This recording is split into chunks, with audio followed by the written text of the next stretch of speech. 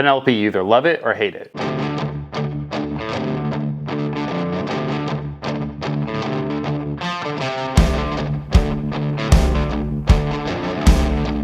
What's up guys, welcome back to Call Me Old Fashioned, and today we're going to be talking about Penelope Architect. Now this bottle was recommended to me by a few different subscribers. A lot of them are saying it was really good, a lot of them say they can't find it, but one in particular said this is his favorite bourbon he's ever had. So when I heard that, I was like, you know what, I gotta pick it up and give it a try. Now this bottle in particular is coming in right at 104 proof. It is a straight bourbon whiskey finished with oak. So for a good bourbon, I like to keep things right around 100 proof, if not a little bit higher. 104 proof, that's right in that sweet spot. I figured we'd go ahead and give this review, so I'm gonna go ahead and pour it up. I'll let you know what it's like on the nose and the palate, and we can kind of just break it down together.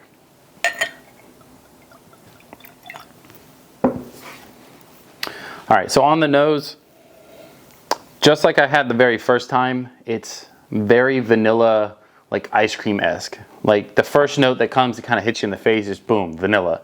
The second part is like that, like a sweet cream type of thing kind of flowing on top, and that's where it's like, to me, every time I smell this, I think of vanilla ice cream, in a good way, of course.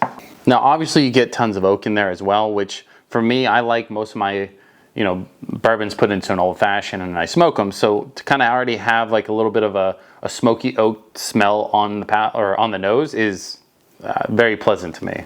Now this bottle in particular is build number 7, and it is a 4-year age. For a 4-year age, this is actually quite a bit lighter than I was expecting, but let's go ahead and see what it's like on the palate.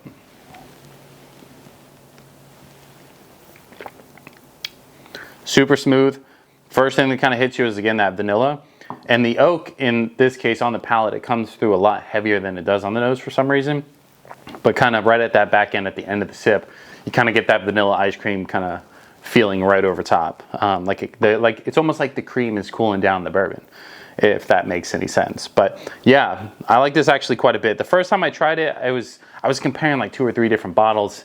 So I was like, oh, okay, this is probably on the last of that list. But I had a few drinks of this weekend, along with trying it again. I actually think this is turning out to be pretty good, but a lot of people are kind of hit or miss on Penelope. They either say it's really good or they say they hate it. Now Penelope, what I like about them is, one, the bottle is a slick looking bottle, right? You can't find much better, design and marketing than this, unless you're talking Blanton's and you can get those little horsies on top and stuff like that. But it's just a nice clean bottle that you can put on your shelf and kind of have it displayed, stuff like that. But they also have a ton of different ones.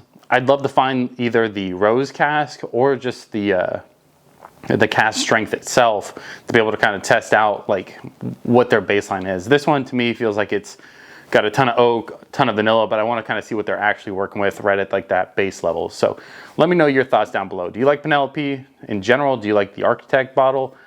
Again, if you like videos like this, like, subscribe, do all that jazz, and I will see you guys on the other side. Peace.